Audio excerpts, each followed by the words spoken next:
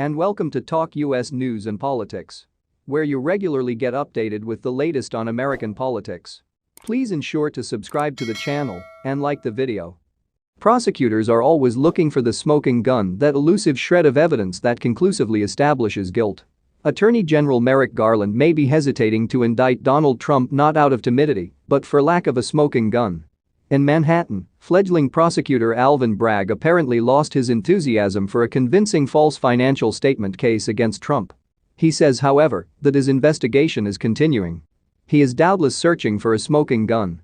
Webster defines a smoking gun as something that serves as conclusive evidence or proof, as of a crime or scientific theory.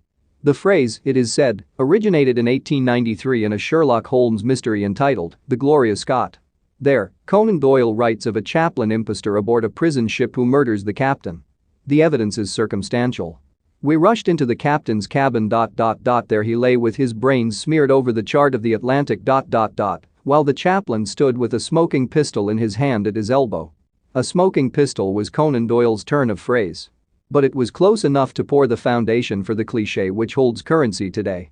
Pundits used the phrase promiscuously during the Watergate era, when a tape surfaced revealing that Nixon sought to cover up an FBI investigation into the Watergate burglary by having the CIA falsely tell the FBI that the investigation implicated national security. The tape led inexorably to the House drafting articles of impeachment and Nixon's ultimate resignation. Smoking guns did not originate with Watergate and did not end there either. In the run-up to the 2003 war in Iraq, George W. Bush claimed that Saddam Hussein had weapons of mass destruction. The UN Security Council wanted to see direct evidence, or at least circumstantial evidence, amounting to a smoking gun. Chief Inspector Hans Blix, in charge of scoping out biological and chemical arms, told the council. Evidently, if we had found any smoking gun we would have reported it to the council.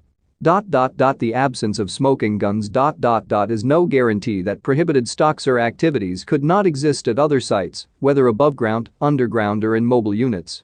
There is a lot of smoke surrounding Trump's conduct on January 6.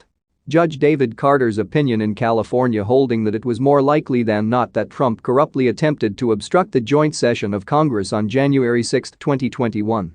Trump's tweet of December 19 to the faithful, inviting them to come to Washington, promising be there, will be wild. His continued false claims that he had won the election, although they were rejected in more than 60 court cases, and by Bill Barr, his own right-leaning attorney general who resigned early in disgust, the 7-hour gap in the January 6 White House phone logs, and the flap over whether Trump knew about burner phones, let alone used them, and most damning the cooperation agreement of George Donoho of the Proud Boys admitting that the rioters acted in concert and knew what they were doing was wrong.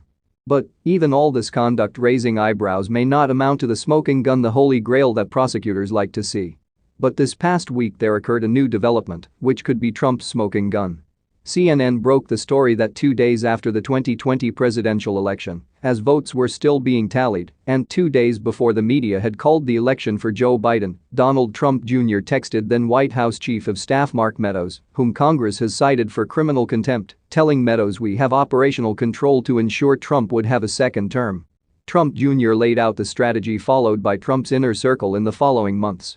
File lawsuits, advocate recounts to prevent battleground states from certifying their electors, have a number of Republican state houses put forward slates of fake Trump electors, and if all else failed, throw the election into the House of Representatives, where Trump could expect to win the majority, as votes are counted by state delegations.